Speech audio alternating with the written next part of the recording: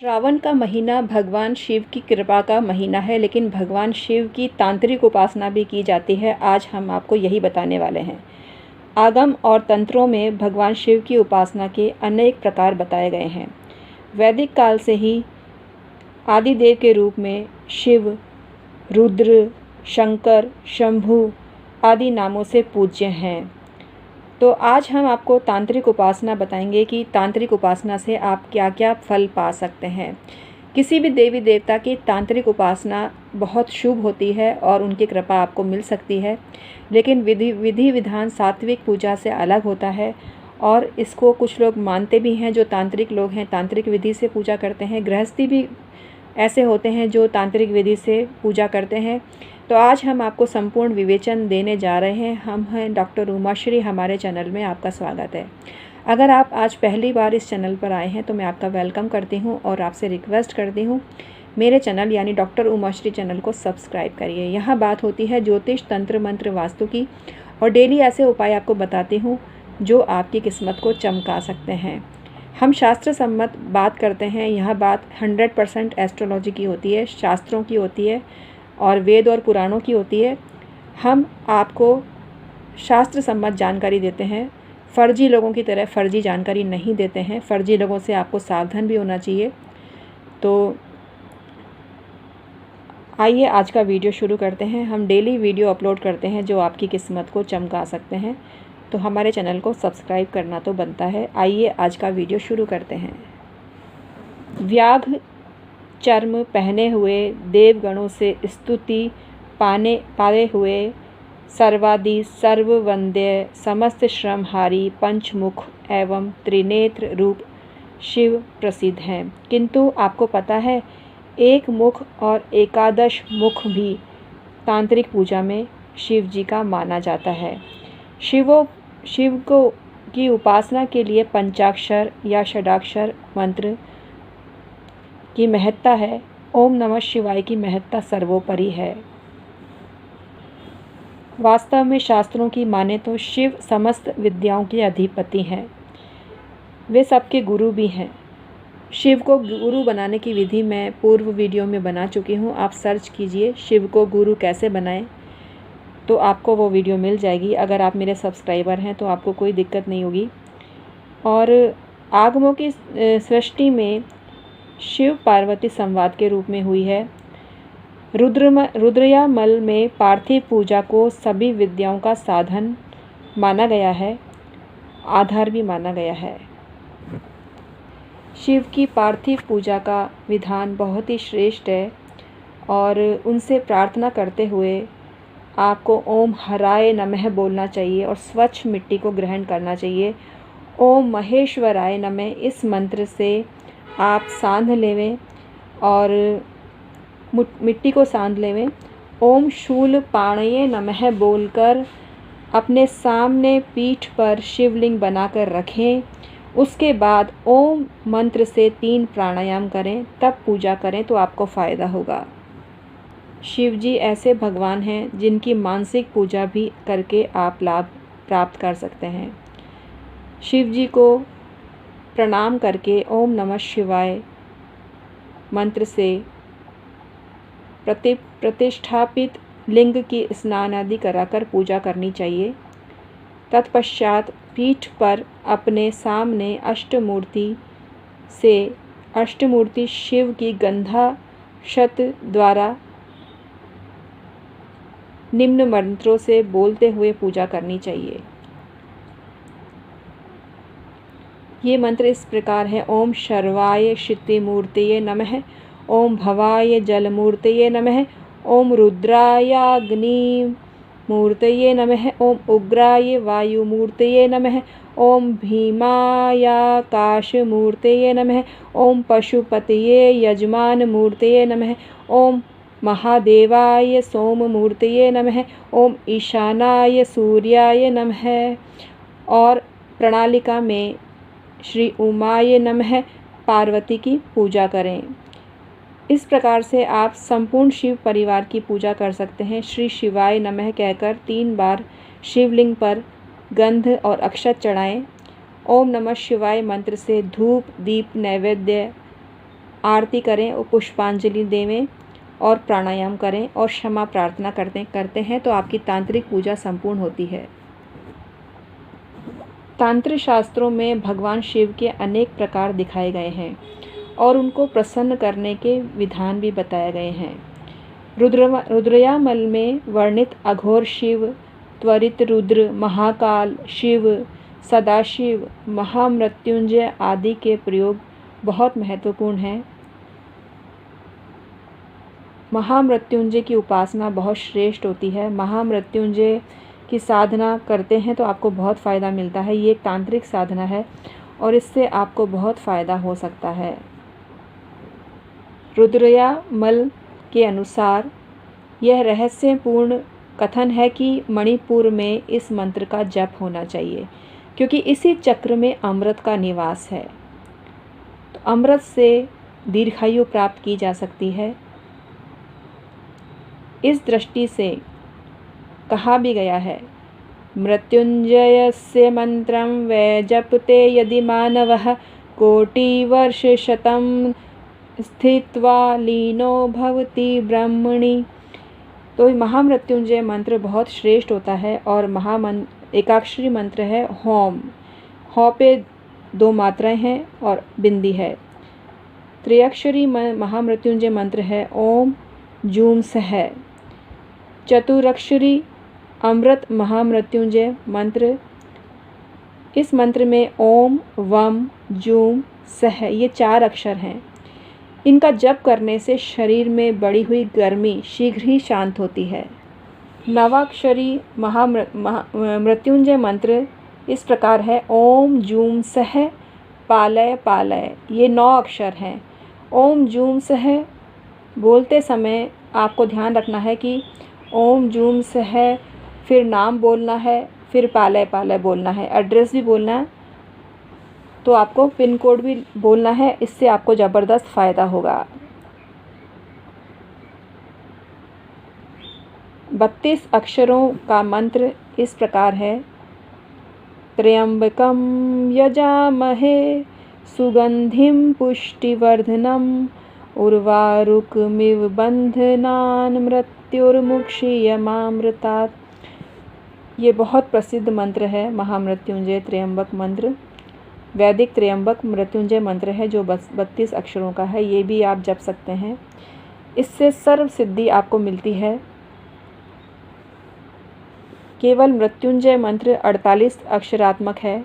ओम भूः ओम भूः ओम सह स्वः ओम त्र्यंबकम यजामहे ओम स्वः ओम भुव ओम भुवः ओम भूः ओम।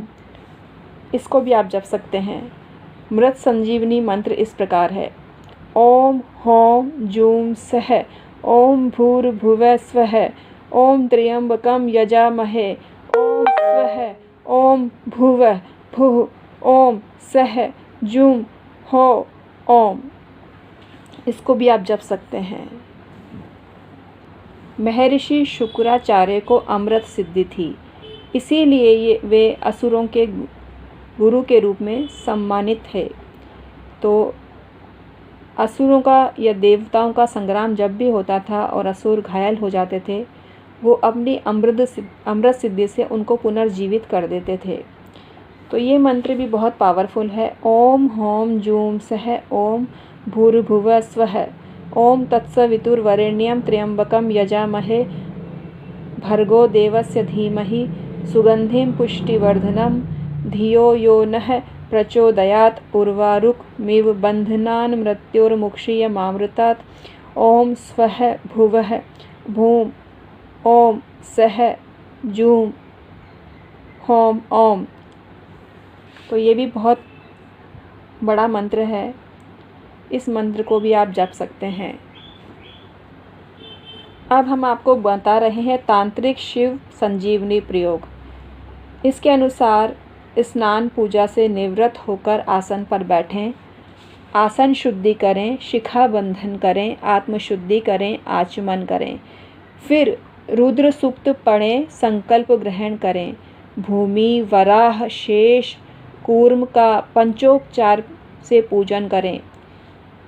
फिर कलश की संक्षिप्त पूजा करके जल को अभिमंत्रित करके पूजा सामग्री को प्रोक्षण करें। पंचगव्य प्राशन कर लें। 10 विध स्नान भी करें। दीपक का पूजन करें। गणपति का पूजन, अभिषेक और आरती करें।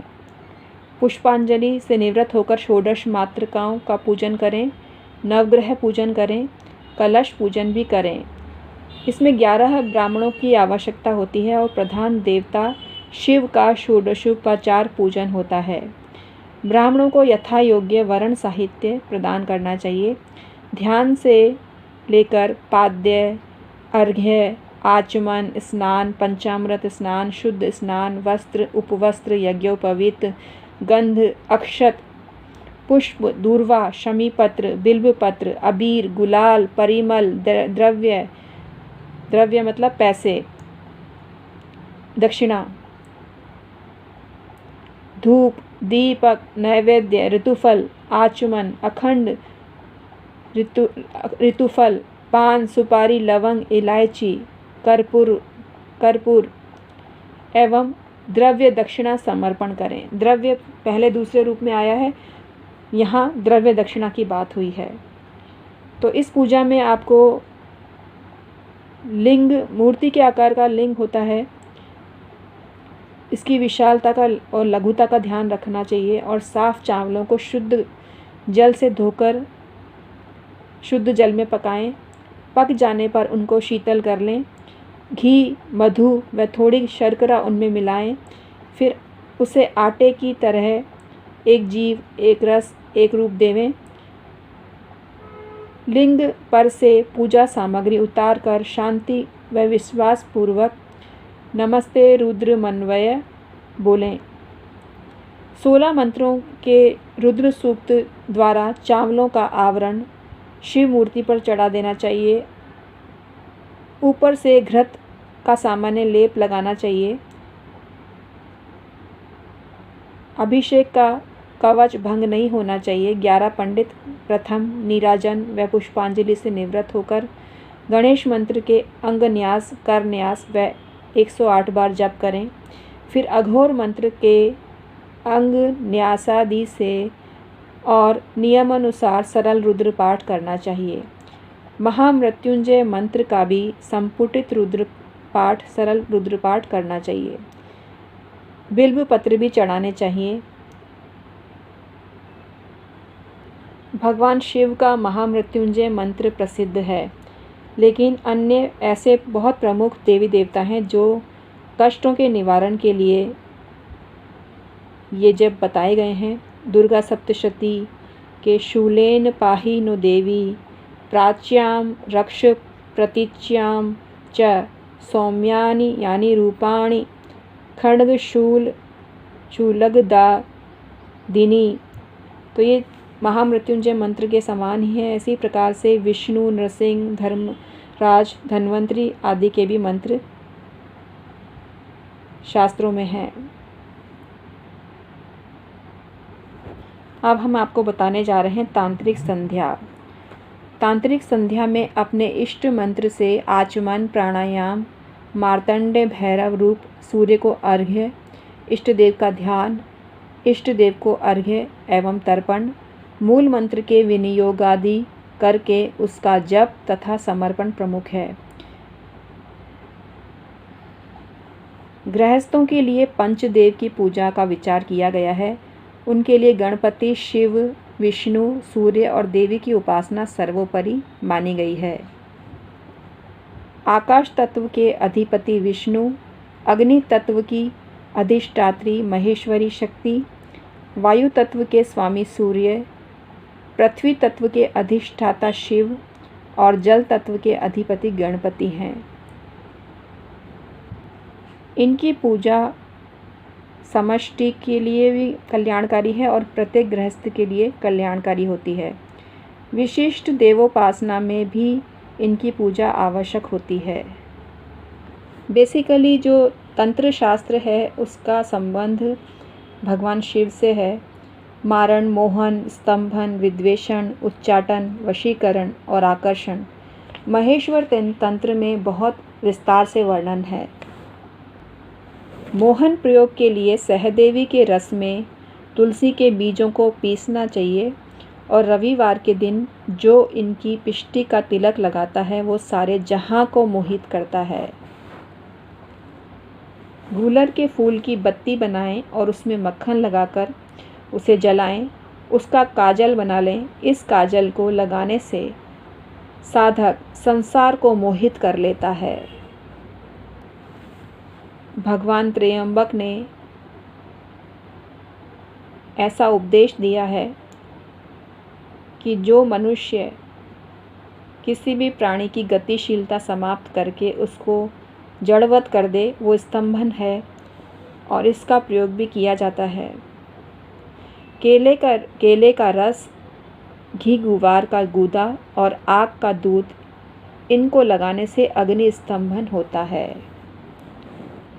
कुछ ऐसे भी प्रयोग हैं जिनको हम आपको नहीं बता सकते, हमारी लिमिटेशन है, क्योंकि इनका मिसयूज़ कोई भी करता है तो अच्छी बात नहीं है। विद्वेषण का प्रयोग आपको बता रहे हैं। बिलाव और चूहे की विष्ठा लेनी है, उसमें शत्रु के पैर की मिट्टी मिलाएं, इससे विद्वेषण होता है।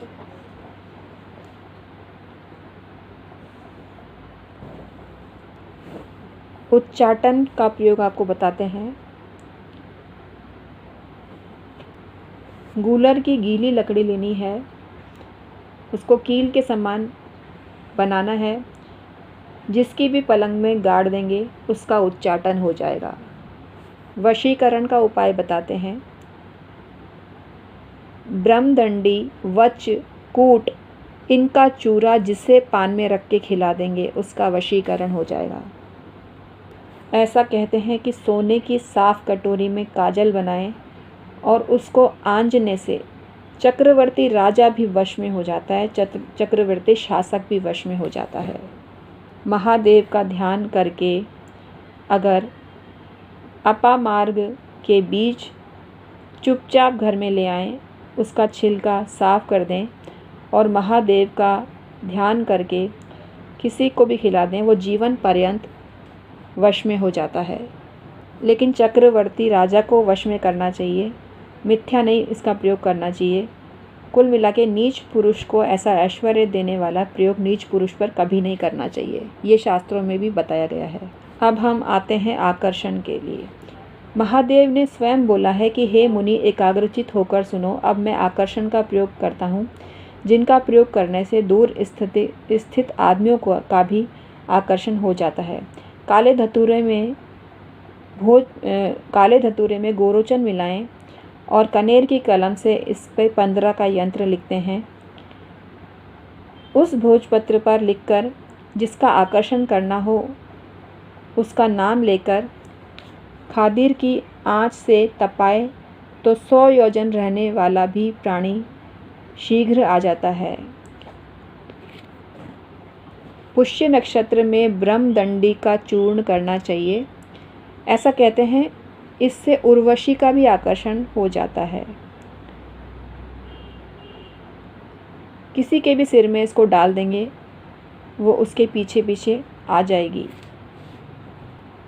तो महेश्वर तंत्र एक पुस्तक है और एक प्रमाणिक ग्रंथ है, जिसके अंदर कुछ ऐसी बातें बोली गई हैं जो आपको फ़ायदा पहुंचा सकते हैं। तो स्तंभन, विद्वेषण, वशीकरण आदि के तंत्रोक्त प्रयोग इसमें वर्णित हैं। इसमें से भी आप लाभ ले सकते हैं।